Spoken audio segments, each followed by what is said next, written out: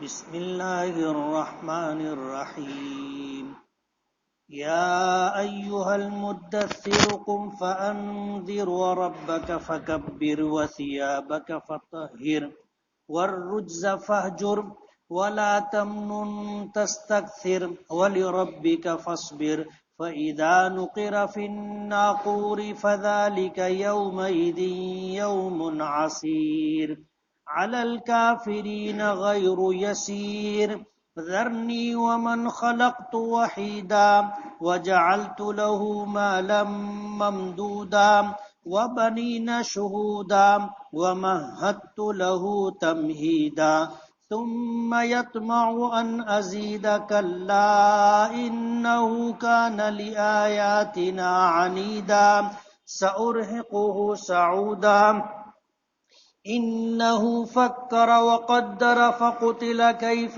قدر ثم قتل كيف قدر ثم نظر ثم عبس وبسر ثم أدبر واستكبر فقال إن هذا إلا سحر يؤثر إن هذا إلا قول البشر سأصليه سقر وما أدراك ما سقر لا تبقي ولا تذر لواحة للبشر عليها 19 وما جعلنا أصحاب النار إلا ملائكة وما جعلنا عدتهم إلا فتنة للذين كفروا ليستيقن الذين أوتوا الكتاب ويزداد الذين آمنوا إيمانا ولا يرتاب الذين أوتوا الكتاب والمؤمنون وليقول الذين في قلوبهم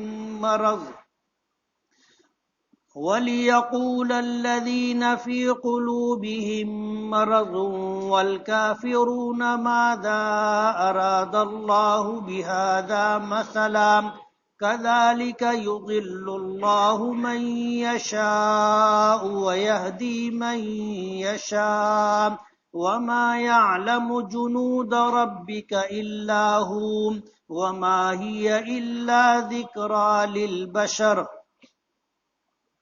صدق اللہ العظیم سبحانک لا علم لنا الا ما علمتنا انک انت العلیم الحکیم رب اشرح لی صدری ویسر لی امری واحلل عقدۃ من لسانی یفقہوا قولی۔ پناہ مانگتا ہوں میں اللہ تعالیٰ کی شیطان مردود سے۔ شروع کرتا ہوں میں اللہ کے نام سے جو بڑا مہربان بڑی رحمتوں والا ہے۔ اے کمبل اوڑھنے والے اٹھ اور لوگوں کو ڈرا اور اپنے پروردگار کی بڑائی بیان کر اور اپنے کپڑوں کو پاک رکھ اور گندگی کو چھوڑ دے اور احسان کر کے زیادہ لینے کی چاہت مت رکھ اور اپنے پروردگار کے لیے صبر کر۔ پس جب سور میں پھونکا جائے گا پھر وہ دن بہت مشکل دن ہوگا، کافروں پر آسان نہیں ہوگا۔ چھوڑ دے مجھ کو اور اس کو جس کو میں نے اکیلا پیدا کیا اور میں نے اس کو بہت مال دیا اور اس کو حاضر باش بیٹے عطا کیے اور میں نے اس کے لیے خوب کشادگی دی، پھر وہ لالچ کرتا ہے کہ اسے زیادہ دیا جائے، ہرگز نہیں۔ بے شک وہ ہماری آیتوں کا مخالف ہے اور ہم عنقریب اس کو چڑھائی پر چڑھائیں گے۔ اس نے سوچا اور دل میں ٹھہرایا، ہلاک ہو کیسا ٹھہرایا، کیسا اندازہ اس نے کیا، پھر ہلاک ہو کس طرح اس نے اندازہ کیا، پھر دیکھا، پھر اس نے اپنی تیوری چڑھائی اور منہ بسورا، پھر وہ پیچھے ہٹ گیا اور اس نے غرور و تکبر کیا، پھر بولا کہ یہ تو اثر انداز جادو ہے، نہیں ہے یہ مگر کسی انسان کی بات۔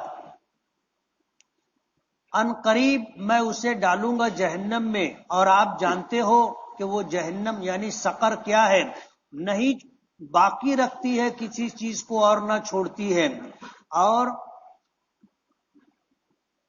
جسم کی کھال کو جلا ڈالتی ہے اس کے اوپر 19 فرشتے مقرر ہیں، اور نہیں بنایا ہم نے جہنم پر داروغہ مگر فرشتے، اور ہم نے ان کی تعداد مقرر نہیں کی مگر اس لیے کہ یہ کافروں کے لیے آزمائش اور فتنوں کا سبب بنے، تاکہ یقین کریں وہ لوگ جنہیں کتاب دی گئی، اور ان کے ایمان بڑھے جن کو ایمان دیا گیا ہے، اور نہ شک کریں وہ لوگ جن کو کتاب دی گئی اور ایمان والے، اور کہیں گے عنقریب وہ لوگ جن کے دلوں میں بیماری ہے اور کافر لوگ کہ کیا مراد لی ہے اللہ نے ان 19 کے عدد کو ذکر کر کے۔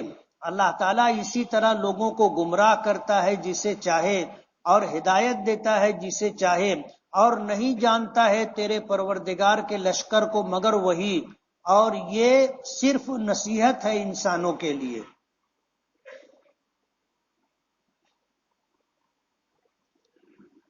یہ سورہ مدثر کا پہلا رکوع ہے جس کی میں نے تلاوت کی اور ترجمہ کیا۔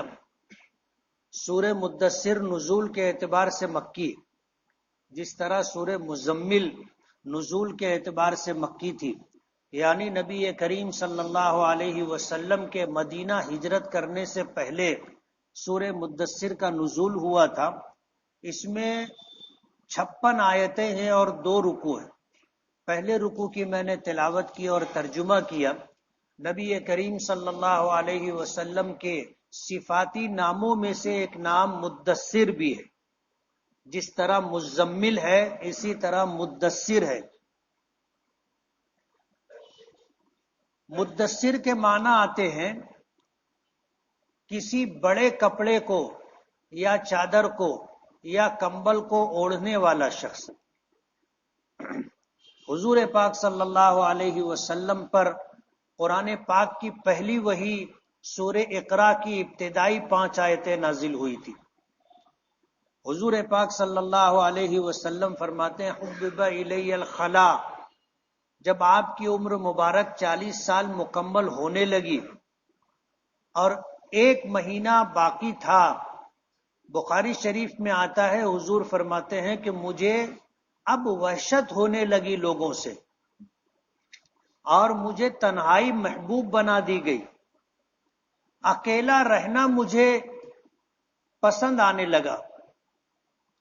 ایسے حالات بنے، تنہائی کا وقت گزارنے کے لیے نبی کریم صلی اللہ علیہ وسلم اپنے در دولت سے نکل کر کے مکے سے باہر ایک پہاڑی تھی جبل نور، اور اس پہاڑی کے اوپر ایک غار تھا جس کو غار ہیرا کہتے۔ اللہ کے رسول صلی اللہ علیہ وسلم اپنے گھر سے چل کر کے اس پہاڑ تک پہنچے اور پہاڑ پر چڑھ کر کے غار کے اندر اپنے تنہائی کا وقت گزارنے لگے۔ گھر سے توشہ لے کر کے جاتے تھے، اور جب توشہ ختم ہو جاتا، کھانے پینے کا سامان ختم ہو جاتا، تو آپ واپس اپنے گھر آتے اور پھر توشہ لے کر کے جاتے تھے۔ کبھی ایسا ہوتا تھا کہ آپ سے ملاقات کی غرض سے حضرت خدیجۃ الکبریٰ رضی اللہ تعالی عنہا، جو امہات المومنین میں سب سے پہلے نبی کریم صلی اللہ علیہ وسلم کے نکاح میں آنے والی، جنہوں نے از خود نبی کریم صلی اللہ علیہ وسلم کو نکاح کا پیغام دیا تھا، اور پس منظر میں اس سے پہلے بتا چکا کہ اللہ کے نبی صلی اللہ علیہ وسلم یتیم تھے، اپنے چچا ابو طالب کی پرورش میں تھے۔ پہلے دادا نے پرورش کی، 8 سال کی عمر میں دادا کا انتقال ہو گیا۔ آپ کے والد کے سگے بھائی ابو طالب تھے، جو حضرت علی کے بھی والد ہیں۔ ابو طالب حضرت عبداللہ کے سگے بھائی تھے۔ دادا کے انتقال کے بعد انہوں نے نبی کریم صلی اللہ علیہ وسلم کو اپنی نگہبانی میں لیا، اور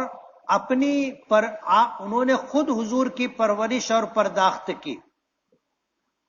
عیالدار آدمی تھے، بچے زیادہ تھے، مالی اعتبار سے کمزور تھے، غربت رہا کرتی تھی، لیکن حضور کی پرورش انہوں نے کی۔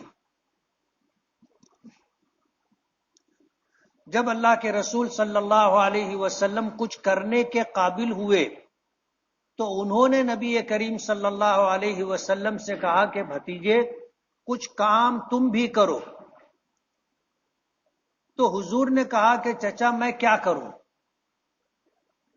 حضور پاک صلی اللہ علیہ وسلم لوگوں کی بکریاں چرانے لگے. حدیث پاک میں آتا ہے بکریاں لے کر کے چرانے کے لیے آپ جایا کرتے تھے. ظاہر بات ہے لوگوں کی بکریاں چرانے سے کیا ملتا، لیکن جو بھی ملتا تھا اپنے چچا کے ہاتھ پر لا کر رکھ دیا کرتے تھے. ایک مرتبہ ابو طالب نے مشورہ دیا کہ تم تجارت کرو، تو کہنے لگے کہ میرے پاس تو کوئی سرمایہ نہیں ہے.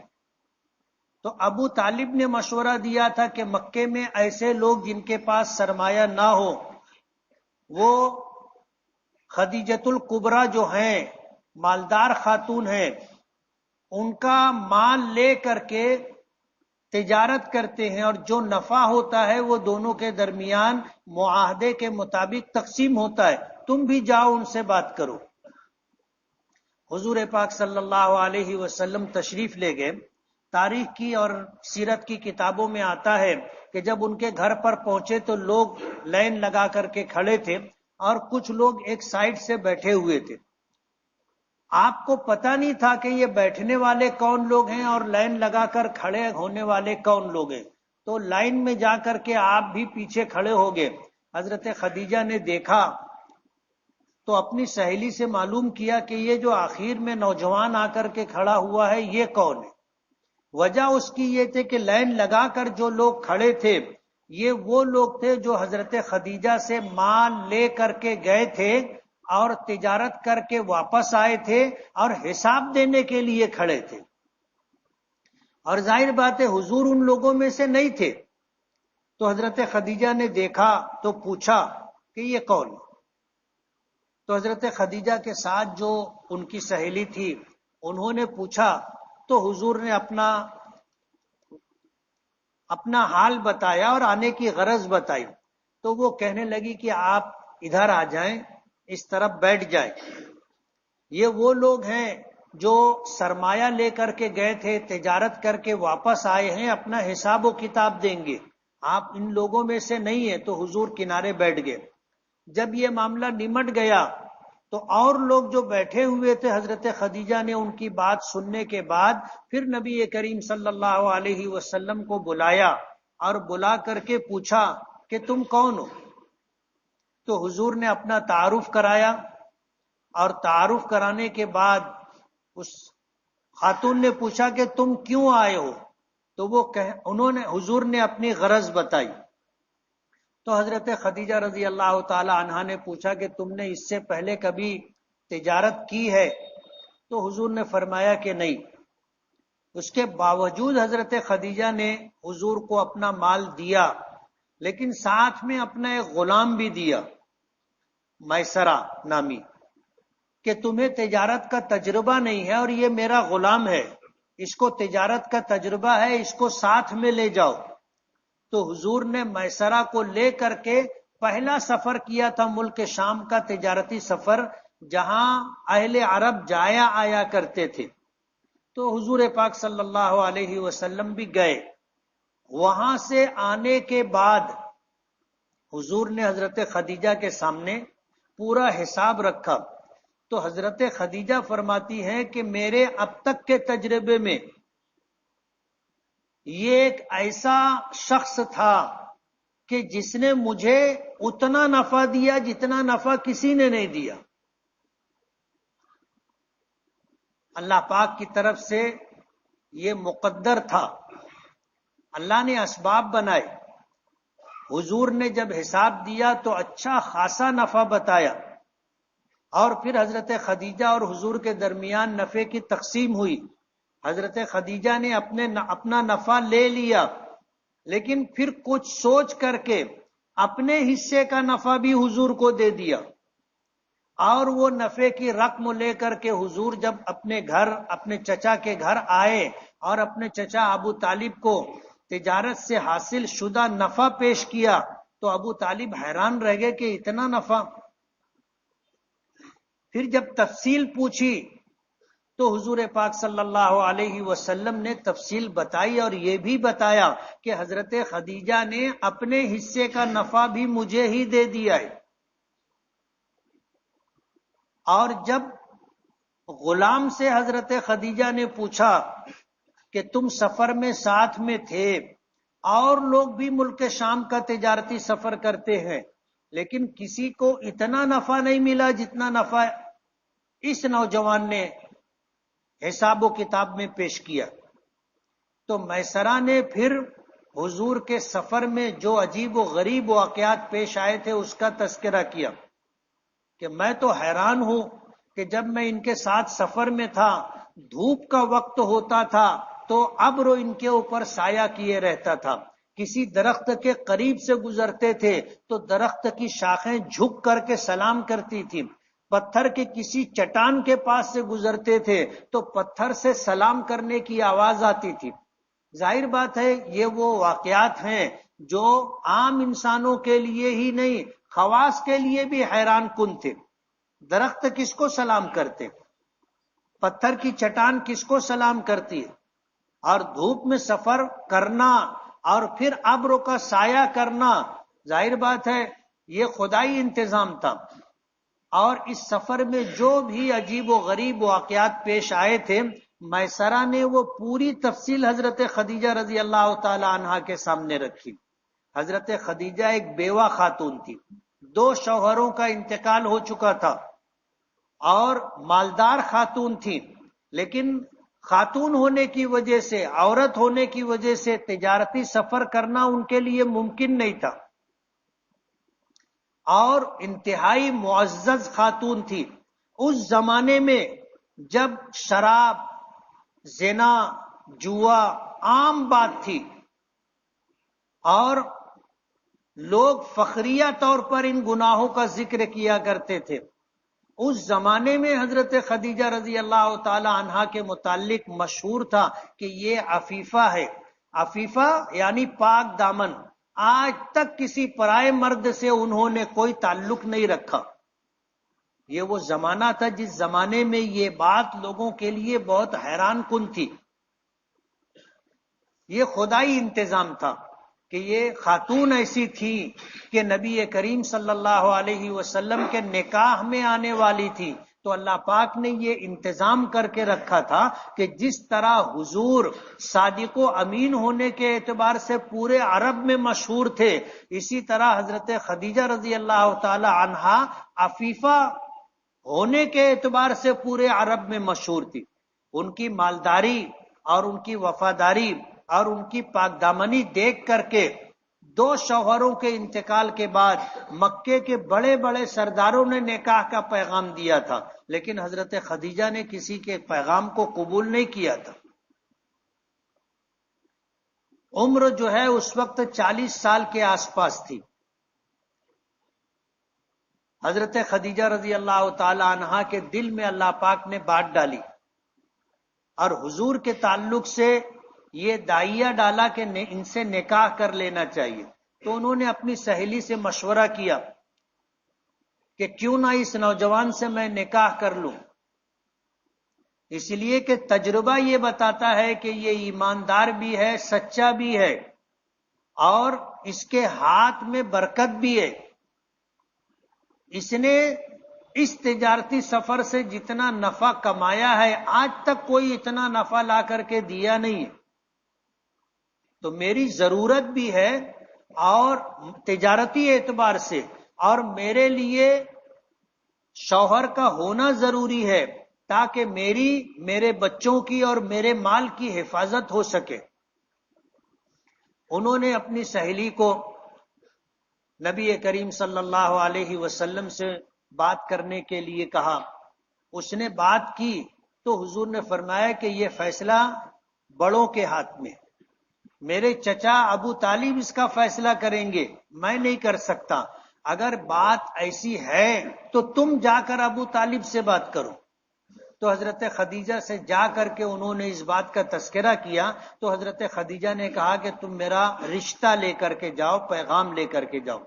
ابو طالب کے پاس جب پیغام لایا گیا تو ابو طالب نے حضور سے مشورہ کیا، تو حضور پاک صلی اللہ علیہ وسلم نے آمادگی ظاہر کی اس طرح کہ اگر آپ کا فیصلہ ہو، مشورہ ہو تو میں راضی ہوں۔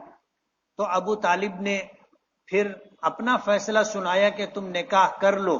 اس طرح حضرت خدیجہ رضی اللہ تعالی عنہا سے نکاح ہوا، حضور کے نکاح میں آ گئیں۔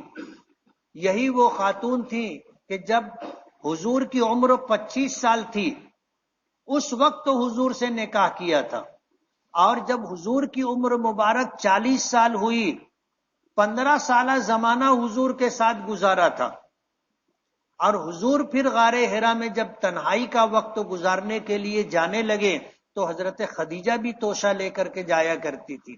1 مہینہ تقریباً حضور پاک صلی اللہ علیہ وسلم نے غار حرا میں گزارا، اور پھر اللہ پاک نے پہلی وحی سورہ اقرا کی ابتدائی 5 آیتیں نازل کی۔ اقرا بسم ربک الذی خلق، خلق الانسان من علق، اقرا وربک الاکرم الذی علم بالقلم، علم الانسان ما لم يعلم۔ تفصیلی واقعہ ہے، میں زیادہ تفصیل میں نہیں جانا چاہتا۔ پہلی وحی آئی حضور پاک صلی اللہ علیہ وسلم کے پاس حضرت جبرائیل لے کر کے آئے۔ حضرت جبرائیل رئیس الملائکہ ہے، فرشتوں کے سردار ہیں، اور ہر فرشتے کے ذمے اللہ پاک نے الگ الگ ذمہ داریاں دے رکھی ہیں۔ حضرت جبرائیل کے متعلق آتا ہے کہ اللہ نے ان کو وحی پہنچانے کی ذمہ داری دی، اللہ کا پیغام اللہ کے نبیوں تک پہنچانا یہ حضرت جبرائیل کی ذمہ داری تھی۔ اسی طرح عذاب کے لیے جو فرشتے مقرر ہیں حضرت جبرائیل ان کے سردار تھے۔ کسی قوم پر جب عذاب آتا تھا تو یہی فرشتے عذاب لے کر کے آتے تھے۔ تو پہلی وحی حضرت جبرائیل لے کر کے آئے، اور حضور پاک صلی اللہ علیہ وسلم نے حضرت جبرائیل کو ان کی اصلی شکل میں دیکھا تھا۔ حضور خوف کھا گئے تھے۔ حضرت جبرائیل کو اللہ پاک نے 600 بازو عطا کیے۔ ایک بازو اگر کھولے تو مشرق اور مغرب کا افق بھر جاتا ہے۔ اللہ نے اتنا طاقتور بنایا کہ اللہ کا پیغام لے کر کے جب یہ کسی نبی کی طرف جائیں تو ابلیس شیطان اپنے تمام تر ذریات کو لے کر کے جبرائیل کے اس کام میں خلل انداز نہ ہو سکے۔ اللہ نے ایسا طاقتور بنایا۔ قوم لوط پر جب اللہ کا عذاب آیا تھا تو حضرت جبرائیل کے متعلق آتا ہے کہ پوری بستی کو، پوری بستی، بڑی بستی تھی، چھوٹی بستی نہیں تھی، حضرت جبرائیل اپنے ایک بازو پر زمین نیچے سے اٹھا کر آسمان تک لے گئے تھے، اور وہاں لے جا کر کے بستی کو پلٹ دیا تھا، اور وہاں سے بستی نیچے گری تھی۔ اور جس جگہ یہ بستی گری تھی وہاں ڈیڈ سی ہے، بحر مردار۔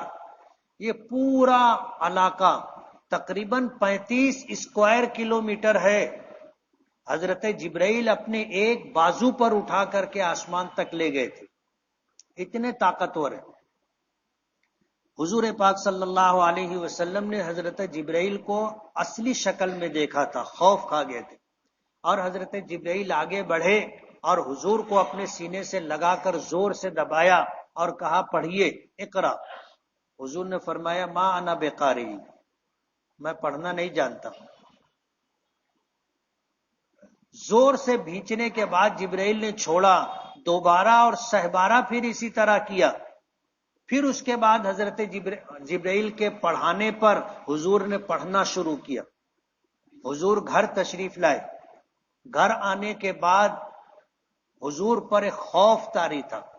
گھر آ کر کے اپنی بیوی حضرت خدیجۃ الکبریٰ رضی اللہ تعالی عنہا اور اپنی بیٹیوں سے، زینب ہے، رقیہ ہے، ام کلثوم ہے، فاطمہ ہے، ان سے یہ کہا کہ زملونی زملونی، مجھے کمبل سے اڑا دو۔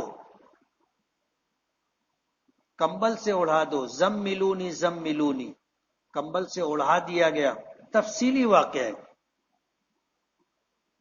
حضرت خدیجہ نے پوچھا تھا کہ کیا ہوا ہے، کیا بات ہے؟ تو حضور نے فرمایا تھا کہ انی خشیت علی نفسی، مجھے ڈر لگ رہا ہے کہ میں مر جاؤں گا. انی خشیت علی نفسی. اور وہ واقعہ ذکر کیا جو غار حرا میں آپ کے ساتھ پیش آیا تھا. تو حضرت خدیجہ نے تسلی دی تھی اور کہا تھا کلا، ہرگز ایسا نہیں ہوگا. واللہ، خدا کی قسم، لا یخزیک اللہ ابدا، اللہ آپ کو کبھی بھی رسوا نہیں کرے گا. تسلی دی. اور پھر اپنے چچا زاد بھائی ورقہ ابن نوفل کے پاس لے کر کے گئی، اور ورقہ ابن نوفل کو وہ بات بتائی جو حضور نے حضرت خدیجہ سے بتائی تھی. ورقہ ابن نوفل یہ توریت اور انجیل کے عالم تھے. حضور کی جب یہ بات سنی اور حضور سے براہ راست بات چیت کی اور حضور نے اپنے حالات ذکر کیے، تو حضرت ورقہ ابن نوفل نے حضور پاک صلی اللہ علیہ وسلم سے فرمایا کہ ھذا الناموس الذی جاء علی موسیٰ، یہ تو وہی فرشتہ ہے جو حضرت موسیٰ پر اللہ کا پیغام لے کر کے آیا کرتا تھا. اور پھر حضور کو تسلی دی، اور تسلی دیتے ہوئے یہ بات کہی تھی کہ ایک وقت آئے گا آپ کی قوم آپ کو بستی سے نکال دے گی. ایک وقت آئے گا کہ آپ کی قوم آپ کو بستی سے نکال دے گی. کاش اس وقت تک میں زندہ رہتا، لانصرک نصرا مؤزرا، تو میں آپ کی بھرپور مدد کرتا. لیکن ان کی عمر 100 سال کے قریب ہو چکی تھی، اور حضور کو مکے والے مکہ سے نکالتے اور حضور ہجرت کر کے مدینہ تشریف لے جاتے، اس سے پہلے ورقہ ابن نوفل کا انتقال ہو گیا. لیکن ورقہ ابن نوفل نے توریت اور انجیل میں نبی آخر الزماں صلی اللہ علیہ وسلم کے متعلق جو کچھ پڑھا تھا، وہ ساری بات حضور پاک صلی اللہ علیہ وسلم سے بتائی. پہلی وحی نازل ہو جانے کے بعد کافی دنوں تک حضور پر اس کا اثر رہا. آہستہ آہستہ آہستہ جب وہ معاملہ نمٹ گیا، اور اس کو نمٹنے میں 3 سال کا عرصہ لگا، 3 سال گزر جانے کے بعد پھر دوسری وحی آئی اور سورہ مدثر نازل ہوئی. حضور پاک صلی اللہ علیہ وسلم فرماتے ہیں کہ میں اپنے گھر سے نکلا اور میں ایک کھلے میدان میں تھا. آواز آئی. جب آواز آئی تو آواز ایسی تھی جس نے مجھے اپنی طرف متوجہ کیا. میں نے آسمان سے آواز آتی سنی تو آسمان کی طرف سر اٹھا کر کے دیکھا تو اسی فرشتے کو دیکھا جو میرے پاس غار حرا میں آیا تھا. وہ آسمان و زمین کے درمیان کرسی پر بیٹھا ہوا تھا. اور سورہ مدثر کی یہ سورت، سورہ مدثر، دوسری وحی کی شکل میں اس فرشتے نے حضور کو سنائی. حضور پھر خوف کھا گئے اور گھر آئے اور آ کر کہنے لگے دثرونی دثرونی، کہ مجھے چادر اڑا دو، مجھے کپڑا اڑا دو. تو یہ دوسری وحی تھی پہلی وحی کے بعد، اور 3 سال کے بعد یہ وحی نازل ہوئی تھی. یہ 3 سال کا عرصہ خاموشی کے ساتھ گزرا. حضور پاک صلی اللہ علیہ وسلم پر نبوت آ چکی تھی، آپ اللہ کے نبی ہو چکے تھے، لیکن اس کے بعد کوئی وحی نہیں آئی، اور 3 سالہ زمانہ حضور نے خاموشی کے ساتھ گزارا.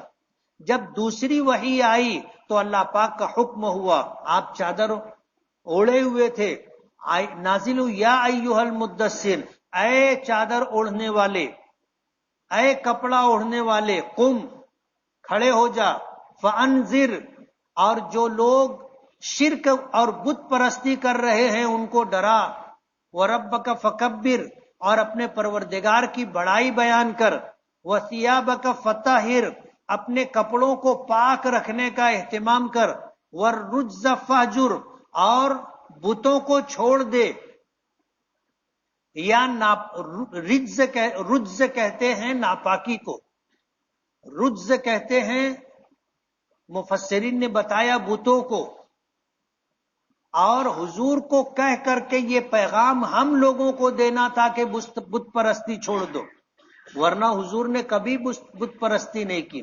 وَلَا تَمْنُن تَسْتَكْثِرْ، اور کسی پر احسان کر کے زیادہ لینے کی چاہت مت رکھ۔ وَلِرَبِّكَ فَاصْبِرْ، اور اللہ کا پیغام لوگوں تک پہنچانے میں جو حالات آئیں، آزمائش آئے، مصیبت اور پریشانی ہو، لوگ تکلیف و اذیت دے تو صبر کر۔ وَلِرَبِّكَ فَاصْبِرْ، اپنے رب کی راہ میں صبر کر۔ اور پھر جب سور پھونکا جائے گا، فَإِذَا نُقِرَ فِي النَّاقُورِ، جب سور میں پھونک ماری جائے گی، فَذَلِكَ يَوْمَئِذٍ يَوْمٌ عَسِيرٌ، وہ دن بہت سخت دن ہوگا، قیامت کا دن۔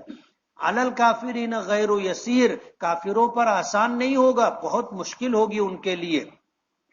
ذرنی، مجھے اور اس شخص کو اکیلا چھوڑ دے، مجھے اور اس شخص کو چھوڑ دے جسے میں نے اکیلا پیدا کیا۔ ولید، اس زمانے میں مشرکین مکہ میں ایک شخص تھا جو حضور پاک صلی اللہ علیہ وسلم کو بہت تکلیف دیا کرتا تھا، اور مکے کا کافی بڑا مالدار شخص تھا۔ حضور کی اذیت و تکلیف جو دیا کرتا تھا، اس پر اللہ نے فرمایا کہ اس کا انتظام تو میں کر دوں گا، اور اس کو کیا سزا اور عذاب سے دوچار کرنا ہے وہ مجھ پر چھوڑ دے، تو صبر کر۔ وَمَنْ خَلَقْتُ وَحِيدًا، میں نے اسے اکیلا پیدا کیا، یعنی ماں کے پیٹ میں رہنے کا زمانہ سبھی اکیلے گزارتے۔ کچھ ایسے ہوتے ہیں کہ 2، 3، 4، 5 یا اس سے زیادہ بچے ہوتے جن کو جوڑواں کہا جاتا ہے۔ کہا کہ اس کو تو اکیلا پیدا کیا تھا۔ وَجَعَلْتُ لَهُ مَالًا مَمْدُودًا، اور میں نے اس کو بہت مال دیا۔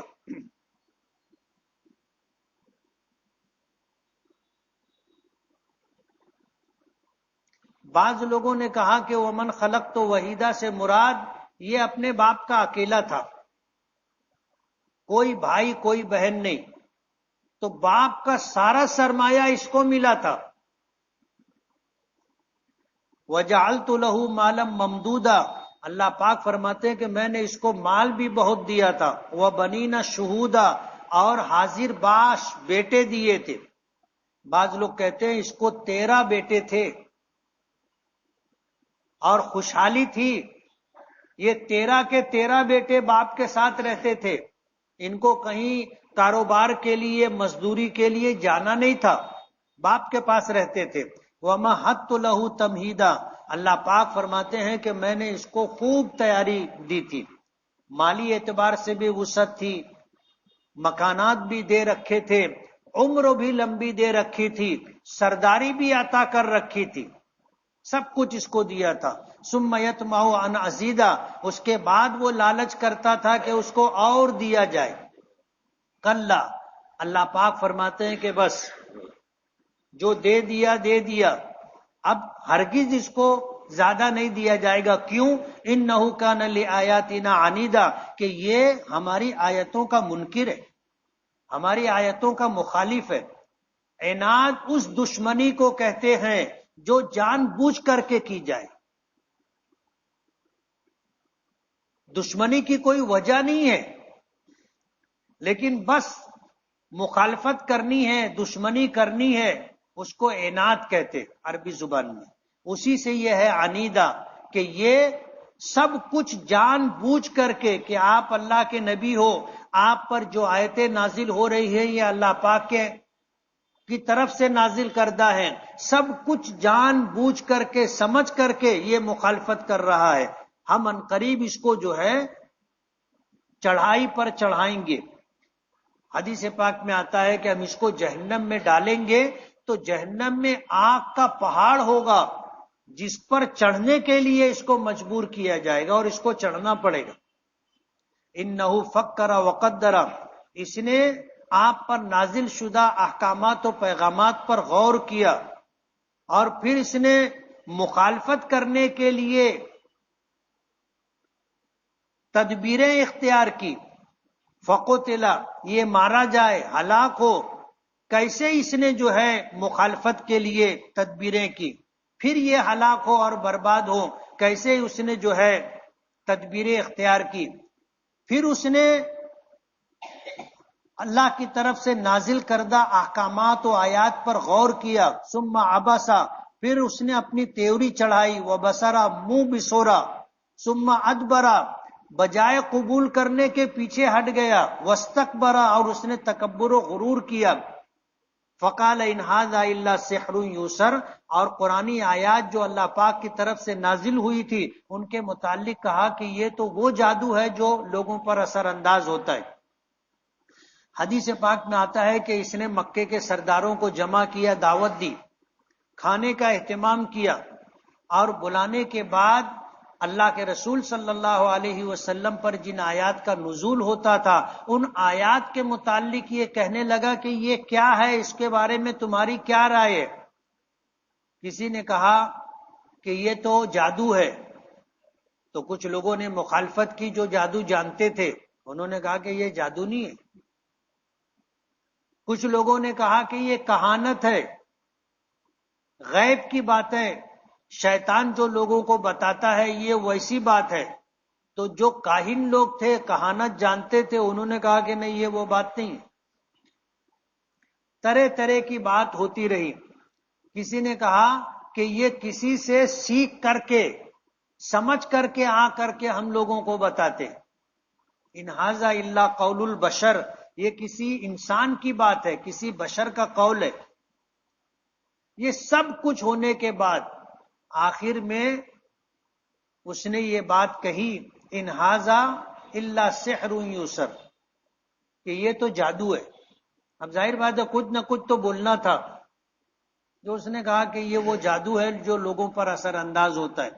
اللہ پاک اور یہ کہا ان ھذا الا قول البشر، یہ کسی سے سیکھ کر کے آتا ہے اور ہم لوگوں کو سناتا اور بتاتا ہے۔ اللہ پاک فرماتے ہیں سأصلیہ سقر، میں ان قریب اس کو سقر میں، جہنم میں ڈالوں گا۔ وما ادراک ما سقر، اور آپ کو پتا ہے کہ سقر کیا ہے؟ جہنم کے کئی نام ہیں، ان ناموں میں سے ایک نام سقر بھی ہے۔ جیسے ایک حدیث میں آتا ہے السفر قطعۃ من السقر، کہ یہ جو ہم سفر کرتے ہیں یہ جہنم کا ایک ٹکڑا ہے۔ اور بتایا اس کی تشریح کرتے ہوئے کہ آدمی جب سفر میں جاتا ہے تو گھر کی راحتوں سے، گھر کے کھانے سے، گھر والوں سے آدمی محروم ہو جاتا۔ ظاہر بات ہے کوئی اپنا گھر ساتھ میں تو لے کے جاتا نہیں، اور گھر کی جو راحت ہے وہ ساتھ ساتھ میں نہیں چلتی، گھر میں ہی ملتی ہے۔ تو کہتے ہیں کہ سفر جو ہے یہ سقر کا ایک حصہ ہے، بلا وجہ سفر نہیں کرنا چاہیے، بلا وجہ سفر نہیں کرنا چاہیے۔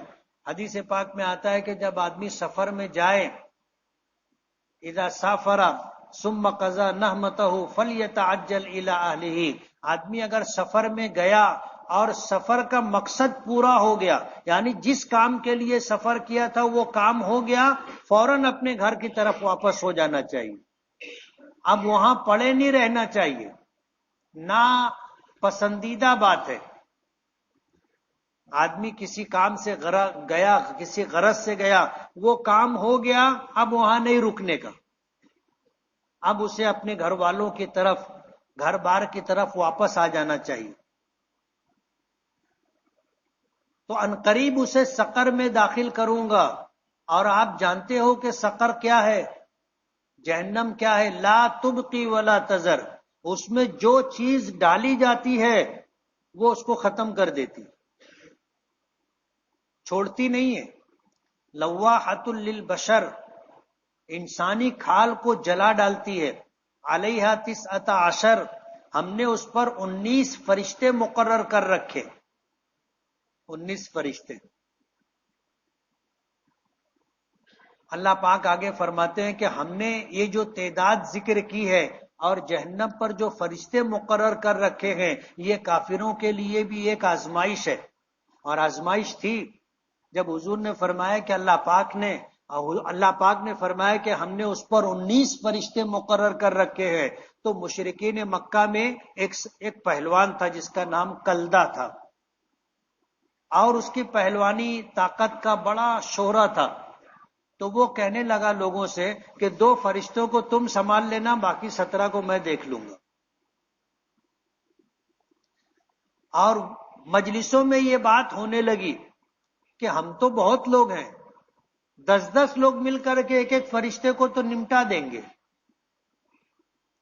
تو یہ بھی ان کے لیے ایک آزمائش تھی. حالانکہ اللہ پاک کے پاس فرشتوں کی کتنی بڑی فوج اور لشکر ہے اللہ جانتا ہے. تو وہ جہنم پر 19 فرشتے مقرر ہیں. اللہ پاک فرماتے ہیں کہ ہم نے جہنم پر فرشتوں کو مقرر کیا ہے، اور ہم نے ان کی جو گنتی بیان کی ہے یہ کافروں کے لیے بھی ایک آزمائش ہے، اور اہل کتاب کے لیے یقین کو بڑھانے والی ہے. اس لیے کہ 19 فرشتوں کا تذکرہ توریت میں بھی ہے، انجیل میں بھی ہے.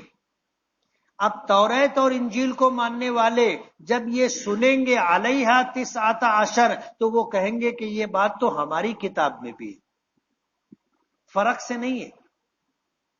وہ اس سے اہل کتاب کا یقین بڑھے گا. وَيَزْدَادَ الَّذِينَ آمَنُوا ایمانا، اور جو اللہ پر اور اللہ کے باتوں پر ایمان لے آئے اس سے ان کا ایمان بڑھے گا. وَلَا يَرْتَابَ الَّذِينَ أُوتُوا الْكِتَابَ وَالْمُؤْمِنُونَ، اور اہل کتاب اور اہل ایمان اللہ کے اس کلام میں شک نہیں کریں گے، بلکہ ان کے یقین اور ان کے ایمان میں اضافے کی بات ہوگی. لیکن جن کے دلوں میں بیماری ہے، یعنی منافقت ہے، یا جن کے دلوں میں شکوک و شبہات ہے، والکافرون، اور جو انکار کرنے والے ہیں، کافر ہیں، وہ کہیں گے ماذا اراد اللہ بہذا مثلا، اللہ نے 19 کا عدد کیوں ذکر کیا، کیا مراد ہے.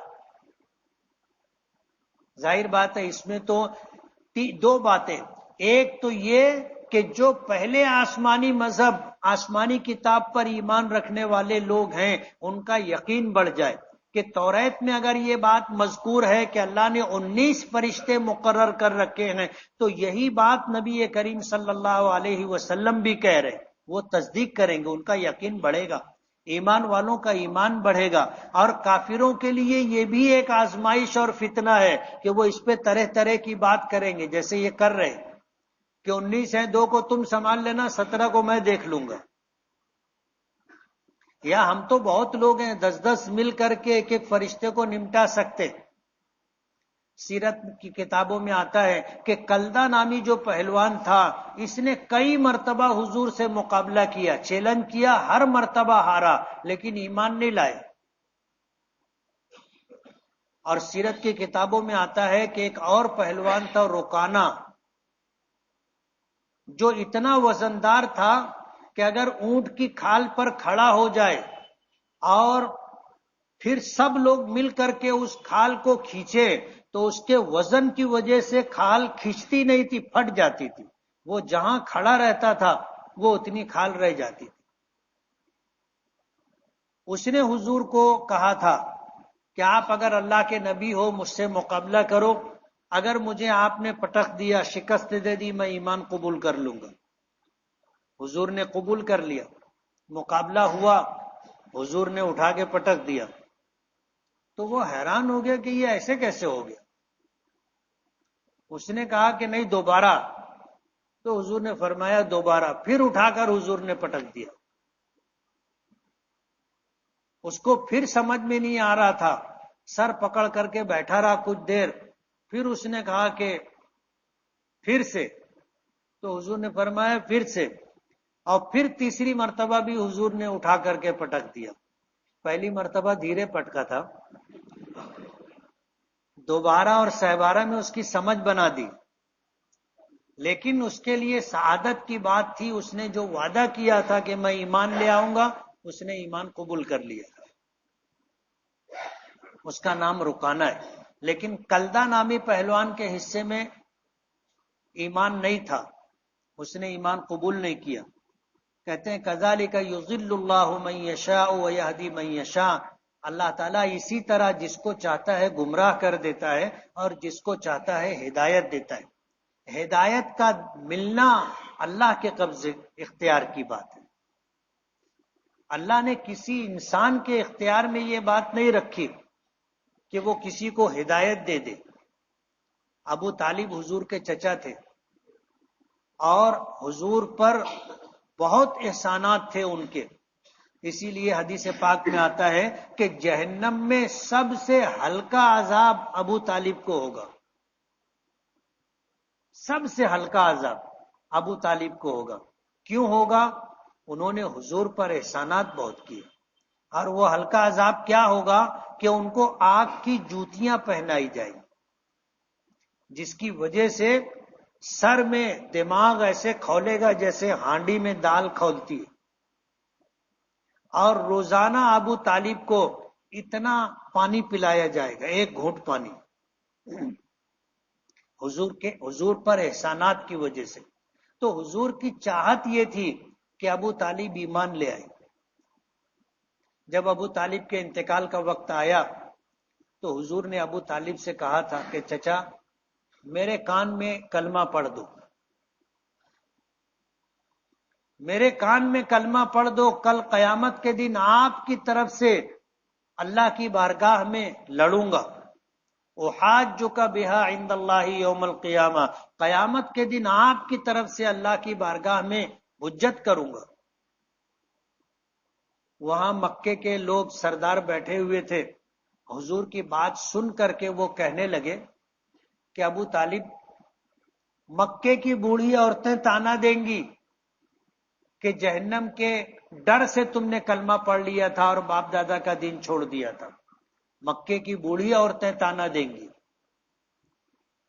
تو بخاری شریف میں آتا ہے ابو طالب نے کہا تھا اموت علی ملت عبد المطلب، کہ میں اپنے باپ عبد المطلب کی ملت اور دین پر مرتا ہوں، کلمہ نہیں پڑھا. حضور اتنے غمگین ہوئے اور ان کے انتقال کے بعد حضور انتہائی افسردہ کبیدہ خاطر تھے. آپ کی آنکھوں میں آنسو تھے. اللہ پاک نے وہی نازل کی انک لا تہدی من احببت ولکن اللہ یہدی من یشاء، کہ آپ جس کو چاہیں ہدایت دے دیں، یہ آپ کے اختیار کی بات نہیں ہے. اللہ جس کو چاہتا ہے اس کو ہدایت دیتا ہے. ہم ان خوش نصیب لوگوں میں سے ہیں جن کو اللہ نے ہدایت دی، ایمان دیا، اسلام دیا، قرآن کریم دیا. ہم خوش قسمت لوگ ہیں. اگر اللہ کی اس نعمت پر ہم رات دن بھی اللہ کا شکر ادا کریں تو کم. اللہ نے ہم کو ہدایت دی اور اس کی اللہ تعالی ہمیں قدردانی عطا فرمائے. کہا کذالک یضل اللہ من یشاء ویہدی من یشاء، اسی طرح اللہ جسے چاہتا ہے گمراہ کر دیتا ہے اور جسے چاہتا ہے ہدایت دیتا ہے. وما یعلم جنود ربک الا ہو، اور تیرا پروردگار جانتا ہے کہ اس کا لشکر کتنا بڑا ہے. حدیث پاک میں آتا ہے کہ جہاں بیت اللہ ہے اس کے بالمقابل 7ویں آسمان پر بیت المعمور ہے. روزانہ 70,000 فرشتے بیت المعمور کا طواف کرتے ہیں، اور جس فرشتے نے ایک مرتبہ طواف کر لیا اس کو کبھی دوبارہ موقع نہیں ملے گا. آپ اندازہ کرو کتنے فرشتے ہوں گے. وما یعلم جنود ربک الا ہو وما ہی الا ذکر للبشر، فرمائے کہ یہ قرآن کریم یہ نصیحت ہے انسانوں کے لیے. اس لیے قرآن کریم کی آیات، اس کا ترجمہ اور اس کی تشریح سن کر کے ہمیں عمل کی نیت سے سننا چاہیے اور عمل کرنا چاہیے. درس قرآن میں ہم آئے اور سنیں اور بولے بہت اچھا واقعہ بیان کیے، بس نہیں. ہمیں قرآن کریم کو سن کر کے سمجھ کر کے اس پر عمل کرنا ہے. اس نیت اور جذبے سے درس قرآن میں شریک ہونا چاہیے.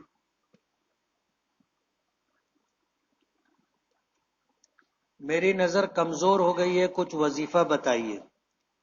دنیا دارالاسباب ہے، پہلے علاج کرو اور علاج کے ساتھ ساتھ اللہ کے ناموں میں سے ایک نام ہے نور.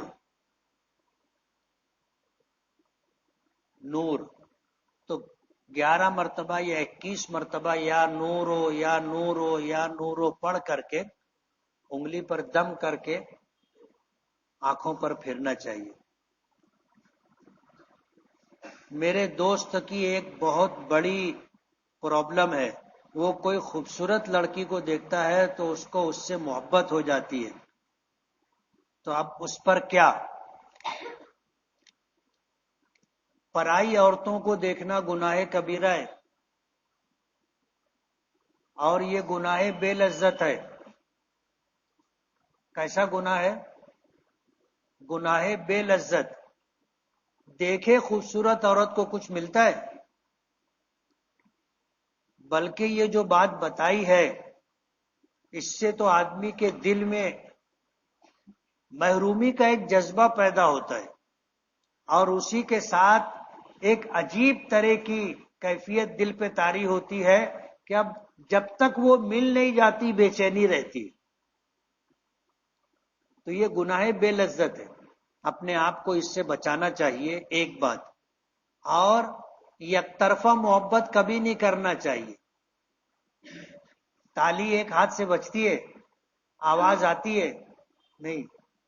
اب تم جس کو دیکھ رہے اس سے محبت ہو جا رہی، یہ کوئی بات ہے؟ محبت اتنی سستی نہیں ہوتی. دو طرفہ ہو تو بات ہے، اور یک طرفہ ہو تو مصیبت ہے. اللہ اس مصیبت سے نکال دے.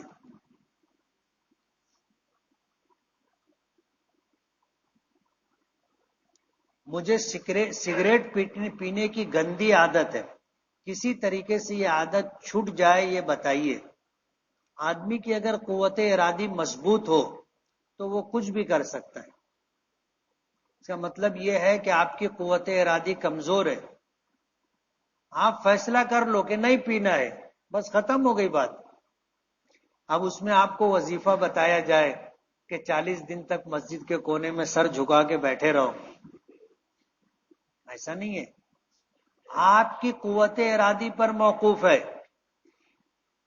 فیصلہ تو فیصلہ، بس آج سے اور ابھی سے سگریٹ چھوڑا، پھر کچھ بھی ہو جائے نا نہیں پینے کا. سویا بین کیا ہوتا ہے؟ اس کا کھانا کیسا ہے، کیسے بنتا ہے؟ سویا بین ایک غذا ہے، ایک دانہ ہوتا ہے، اس سے تیل نکالا جاتا ہے، اور جو کھجی بچ جاتی ہے تیل نکلنے کے بعد اسی کو گولی کی شکل دے دی جاتی ہے، وہی سویا بین ہے.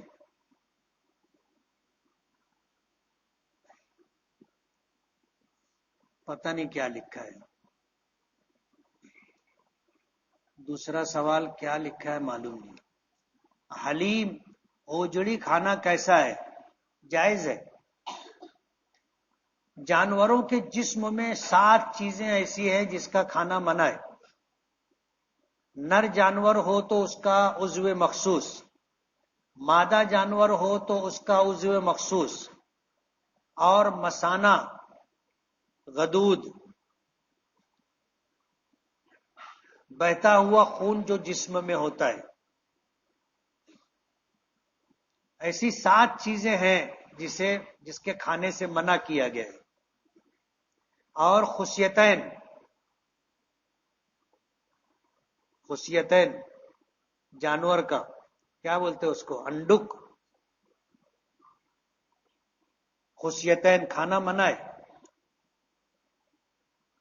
دوسرے شہروں میں دیکھا، مالیگاؤں میں تو نہیں، مدن پورہ وغیرہ جاؤ اس علاقے میں، وہاں محمد علی روڈ پر بھی دکانیں لگتی ہیں، بکرے کے خصیے وہاں توے پر ایسا سجا کے رکھے رہتے، اس کا کھانا حرام ہے. اسی طرح ہم لوگ جب پرندوں میں نر پرندہ ذبح کرتے ہیں تو مرغے کے اندر بھی آپ نے دیکھا ہوگا اس کے اندر 2 انڈے نکلتے ہیں، وہ بھی خصیہ ہے، اس کو نکال کر کے پھینک دینا چاہیے، اس کا کھانا جائز نہیں. اوجڑی کھا سکتے، کلیجی کھانا کیسا ہے؟ ہمارے نبی نے کلیجی نہیں کھائی، غلط بات ہے. حضور نے کلیجی کھائی اور پسند فرمایا، اس لیے کلیجی کھانا جائز ہے. سوال یہ ہے کہ حدیث پاک کے اندر آتا ہے کہ مسجد حرام، مسجد اقصی، مسجد نبوی کے لیے سفر کرنے کی اجازت ہے، کیونکہ یہاں سفر کرنے میں نیکی کا اجر و ثواب زیادہ ملتا ہے. مگر آپ کے بیان میں سنا ہے کہ جامع مسجد میں ایک نماز کا اجر و ثواب 500 نمازوں کے برابر ملتا ہے. سفر کرنے کی بات ہے، اپنے شہر کی جامع مسجد میں نماز پڑھنے کے لیے جانا سفر نہیں ہے. نہیں تو یہ گلی سے نکلے وہ گلی میں گئے ہوئے بھی سفر ہو جائے گا.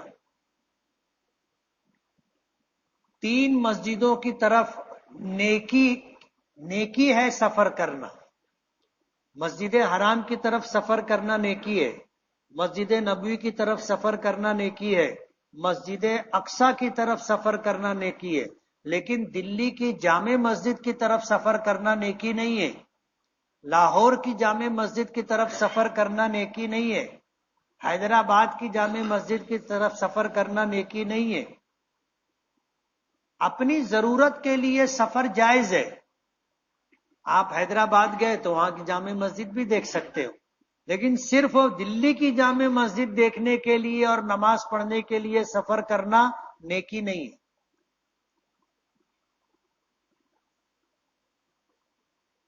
شہر میں بڑی بڑی مسجدوں کو جامع مسجد بول سکتے ہیں؟ نہیں، شہر میں ایک ہی مسجد جامع مسجد ہوتی ہے، اور یہ عرف پر موقوف ہے کہ اہل شہر جس مسجد کو جامع مسجد کہیں وہ جامع مسجد ہے، ورنہ تو ہر مسجد کے لوگ بولیں گے ہماری مسجد جامع مسجد ہے.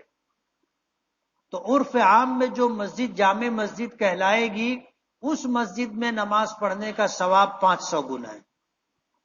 کوئی تسبیح بتائیے جس کے پڑھنے سے ثواب ملے. تیسرا کلمہ پڑھنے کا معمول بنائیے، پہلا کلمہ پڑھنے کا معمول بنائیے. سبحان اللہ و بحمدہ، سبحان اللہ العظیم ہے. سبحان اللہ و بحمدہ عدد خلقہ و رضا نفسہ و زینت عرشہ و مداد کلماتہ. یہ سب تسبیح ہے، پڑھنا چاہیے. زید گھریلو جھگڑے میں ماں کی طرف سے کچھ بولتا ہے تو بیوی کی طرف سے تانا سننا پڑتا ہے، اور بیوی کی طرف سے کچھ بولتا ہے تو ماں کی طرف سے سننا پڑتا ہے. ایسے میں شریعت کا کیا حکم ہے؟ بڑوں کا احترام کرنا چاہیے اور ہمیشہ انصاف کی بات کہنا چاہیے. جس کی طرف سے ظلم ہو رہا ہے اس کو احسن طریقے سے سمجھانا چاہیے.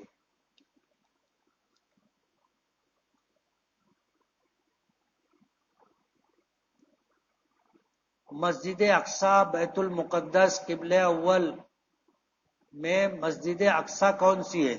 وہ جو 4 دیواری ہے اس میں ایک گنبد الصخرہ ہے جس کے اوپر جو پیلا کلر ہے وہ بیت المقدس ہے، اور اس سے ہٹ کر کے دیوار سے لگ کر کے ایک چھوٹا ہرا گنبد ہے اور عمارت ہے، وہ مسجد اقصی ہے.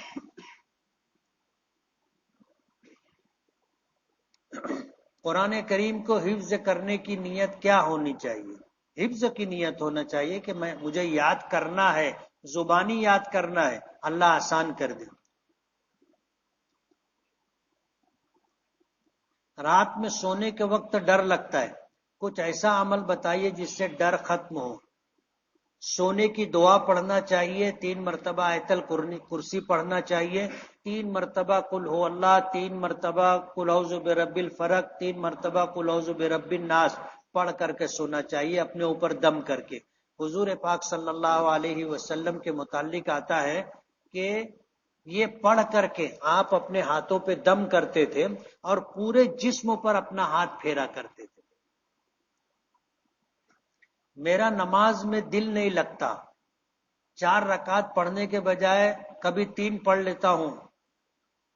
کچھ ایسا عمل بتائیے جس سے میری نماز درست ہو جائے. نماز پڑھتے ہوئے آپ کیا پڑھ رہے ہو اس پر غور کرتے رہو. کیا پڑھ رہے ہو اس پر غور کرتے رہو. قیام کی حالت میں سورہ فاتحہ ہے، سورت ہے، رکوع کی حالت میں تسبیحات ہیں، رکوع سے اٹھنے کے بعد دعا ہے، سبحان سمیع اللہ لمن حمدہ ربنا لک الحمد، اس کے بعد دعا ہے اگر آپ اکیلے نماز پڑھ رہے ہوں تو حمدن کثیرن طیبا مبارکن فی، اور جب سجدے میں جاؤ تو تسبیحات پر غور کرو کہ میں کیا پڑھ رہا ہوں، اور جب سجدے سے اٹھو اور دو سجدوں کے بیچ میں بیٹھو تو دعا پڑھو، اللہم ارحمنی، اللہم اغفر لی وارحمنی وعافنی واہدنی وارزقنی۔ اگر اس طرح تم نماز پڑھو گے تو دھیان بھٹکے گا نہیں۔ لڑکوں کا اسلامی نام بتائیے، بہت سارے نام ہیں، انبیاء کرام کے نام ہے، صحابہ کرام کے نام ہے، یہ سب اسلامی نام ہے۔ دادی کا برتن ہے تو یہ کس کو تقسیم کریں؟ دادی کی جتنے وارثین ہوں گے ان پہ تقسیم ہوگا۔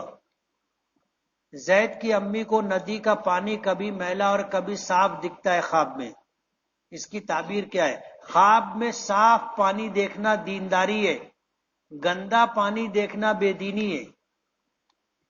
واٹس ایپ پر خود کا فوٹو لگانا کیسا ہے؟ کچھ علماء بھی اپنی سیلفی لگاتے ہیں، اس سے اعتراض کرنا چاہیے۔ لڑکا لڑکی زنا کرے اور حمل ٹھہر جائے پھر وہ نکاح کرے تو کیا ہونے والی اولاد جائز ہوگی یا ناجائز؟ نکاح کے بعد اگر 6 مہینے کے بعد بچہ پیدا ہو تو وہ ثابت النسب ہوگی اور جائز کہلائے گی، اور 6 مہینے سے پہلے اگر بچہ پیدا ہو جائے تو اس کی نسبت باپ کی طرف نہیں ہوگی۔ میں نے سنا ہے کہ جو شخص لڑائی کرتے وقت گالی دے تو وہ منافق ہے، صحیح بات ہے۔ حضور نے فرمایا نفاق کی 4 علامتیں، وعدہ کرے تو وعدہ خلافی کرے، امانت رکھی جائے تو خیانت کرے، بات کرے تو جھوٹ بولے، اور جھگڑا کرے تو گالی دے، ایسا شخص منافق ہے۔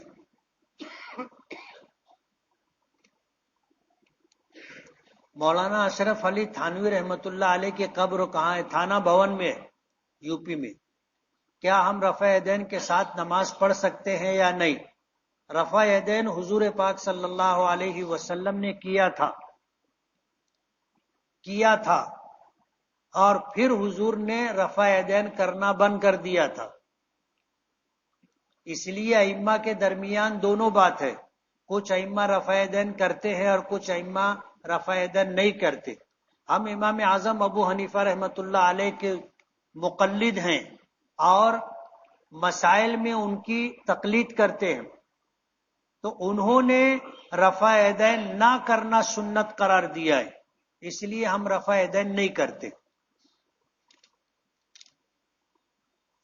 آپ صلی اللہ علیہ وسلم کا جسم مبارک نور ہے یا مٹی؟ کیا جنت میں کچھ مخصوص جانور جائیں گے؟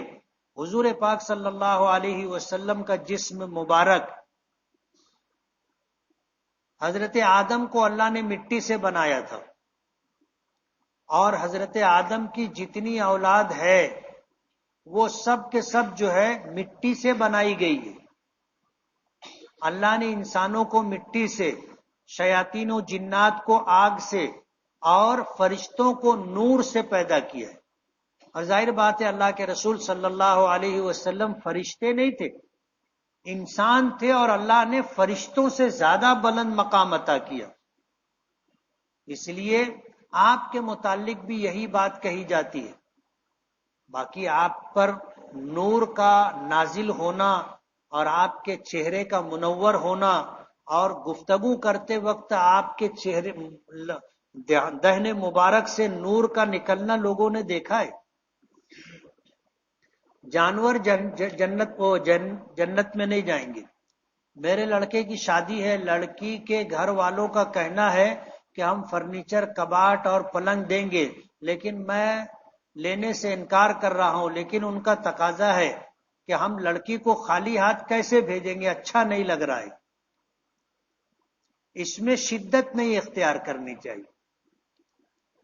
اگر بے مانگے کچھ مل رہا ہے تو لینے کی گنجائش ہے، مانگنے کی گنجائش نہیں ہے کہ آپ مطالبہ کرو کہ فرنیچر بنوا کے دینا پڑے گا، پلنگ دینی پڑے گی، برتن دینا پڑے گا، 4 ویلر دینا پڑے گا، گھڑی دینی پڑے گی۔ مانگنے کی اجازت نہیں ہے. ایک جگہ منگنی ہو رہی تھی اور منگنی میں لڑکے والوں کی طرف سے یہ بات آئی، ڈیمانڈ، کہ ہم کو یہ چاہیے. لڑکی والوں نے سنا اور سننے کے بعد منگنی توڑ دی. ہم کو لڑکی نہیں دینا ہے. لوگ بولنے لگے یار کیا ہو گیا؟ بولے ہم لوگ فقیر کو لڑکی نہیں دیتے. فقیر کو لڑکی نہیں دیتے. مانگتا کون ہے؟ فقیر مانگتا ہے. انہوں نے کہا کہ ہم فقیر کو لڑکی نہیں دیتے، آپ جا سکتے ہو. عمرین اور سہیل کے نام کے کیا معنی ہے؟ عمرین کے معنی 2 عمر، اور سہیل کے معنی آسانیوں والا. اگر ایک وقت میں 10 سجدوں کی نیت کرے تو کیا ہر ایک سجدے پر کھڑا ہونا ضروری ہے؟ کھڑا ہونا ضروری نہیں. اگر کھڑا ہونا ضروری ہوتا تو ایک سجدہ کرنے کے بعد ہم کو دوسرے سجدے سے پہلے کھڑا ہونا پڑتا. کھڑا ہونا ضروری نہیں ہے. آپ سجدے سے اٹھے بیٹھ گئے، دوسرا سجدہ، تیسرا، 10واں سجدہ کر سکتے. اگر کسی نے نیند کی حالت میں اپنی بیوی کو طلاق دی تو کیا طلاق ہو جائے گی؟ اگر واقعی نیند میں بوانا جس کو بولتے ہیں، بڑبڑانا جس کو بولتے ہیں، وہ ہے تو طلاق واقع نہیں ہوگی. اور اگر ڈھونگ کر رہا ہے نیند کا تو پکی طلاق ہو جائے گی. ہمارے محلے میں ایک دوست ہے جو مفتی ہے، لیکن ہم ان کو مفتی صاحب کہہ کر پکارتے ہیں تو وہ ناراض ہو جاتے ہیں. اور جب ہم ان سے کوئی مسئلہ پوچھتے ہیں تو وہ کہتے ہیں کہ میں کوئی بڑا مفتی نہیں ہوں. وہ کہتے ہیں کہ میں مفتی عامر عثمانی سے یا آپ سے پوچھنے کو کہتے ہیں. ہو سکتا ہے مسائل میں کمزوری ہو، علم میں پختگی نہ ہو، محنت کرنا چاہیے ان کو. میرا کام کچھ دنوں سے بند ہے. میرا کان کچھ دنوں سے بند ہے. دوائی سے ہلکا کھل جاتا ہے پھر بند ہو جاتا ہے. وظیفہ بتلائیے. یا فتاح اللہ تعالیٰ کا نام ہے، اس کو پڑھنے کا معمول بنائیں، انشاءاللہ فائدہ ہوگا. مجھے 50 سے زیادہ سوال یاد کرنا ہے لیکن وہ یاد نہیں ہوتے.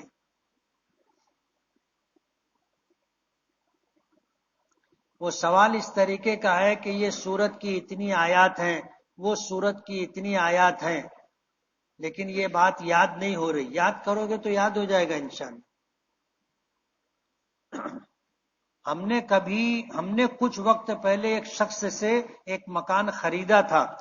اس نے اسی وقت مکان کے کاغذات اور مکان کا تابع دے دیا تھا.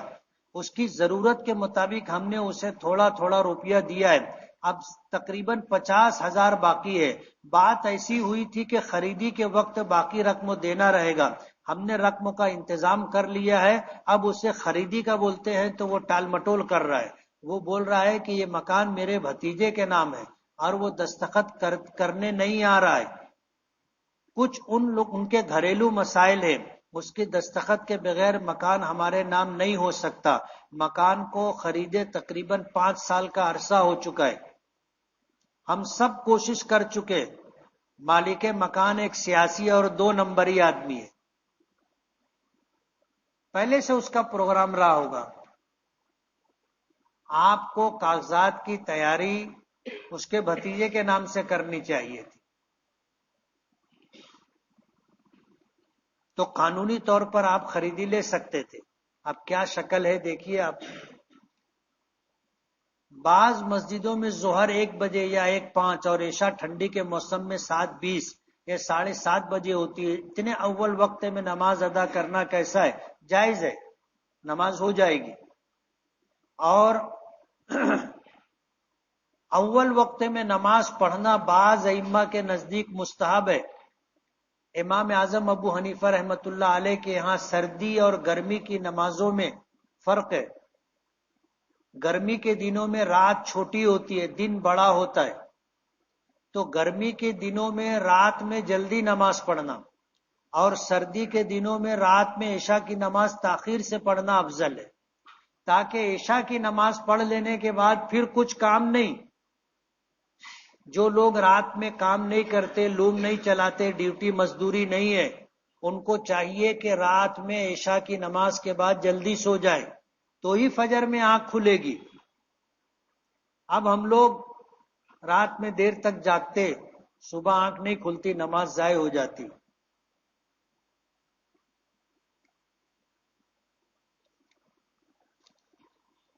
شہر مالیگاؤں میں بجلی کے بارے میں بجلی والے کوئی بات سننے کو تیار نہیں ہیں. دادا بھوسے نے ایک مرتبہ کہا کہ 15 دن میں ان کو سیدھا کر دوں گا. آپ بھی بار بار ان لوگوں سے بات کرتے ہیں لیکن وہ کچھ سننے کے لیے تیار نہیں ہے. پورے مہاراشٹر میں کہیں لوڈ شیڈنگ نہیں ہے تو ایسا کب تک چلے گا؟ آپ ایم ایل اے ہیں، اگر آپ سے بھی یہ مسئلہ حل نہیں ہوا تو کس کے پاس جائیں؟ یہ مسئلہ کیسے حل ہوگا؟ شہر میں 2-2 3-3 گھنٹہ پاور بند رہتی ہے اور بل پہلے سے ڈبل آ رہی ہے. مسئلہ ہے بہت سنگین اور درد سریے. 20 سال کا ان کا سرکار سے ایگریمنٹ ہے اور میرے ایم ایل اے بننے سے پہلے ماضی آمدار کے آخری سال میں یہ ایگریمنٹ ہوا. ہر ممکن کوشش کی جا رہی ہے لیکن مسائل جوں کے توں ہیں. لگتا ہے کہ ایک بڑا آندولن کرنا پڑے گا اور جب تک ان کا سندل اٹھائیں گے نہیں ان کی عقل ٹھکانے پر آئے گی نہیں. اگر آپ سب لوگ تیار ہو، آپ لوگوں کا ساتھ رہے، شہر والوں کا ساتھ رہے تو اپنے ان کو ٹھیک کر سکتے ہیں انشاءاللہ. کہتے ہیں نا کہ گاؤں کے سامنے راؤ کی نہیں چلتی، گاؤں کے سامنے راؤ کی نہیں چلتی. سب اگر اکٹھا ہو گئے تو ان کے باپ کو بھی ماننا پڑے گا. لیکن ہوتا یہ ہے کہ جب کچھ کرنے کے لیے آؤ تو لوگ عافیت کا راستہ ڈھونڈتے. بولے کون ہے جھنجٹ میں پڑے گا، ابھی کچھ ہو گیا کیس بن جائے گا، ایسا ہو جائے گا ویسا ہو جائے گا. تو ڈر ڈر کر کے رہیں گے تو ایسے ہی رہنا پڑے گا گھٹ گھٹ کر کے. بسم اللہ الرحمن الرحیم الحمد للہ رب العالمین.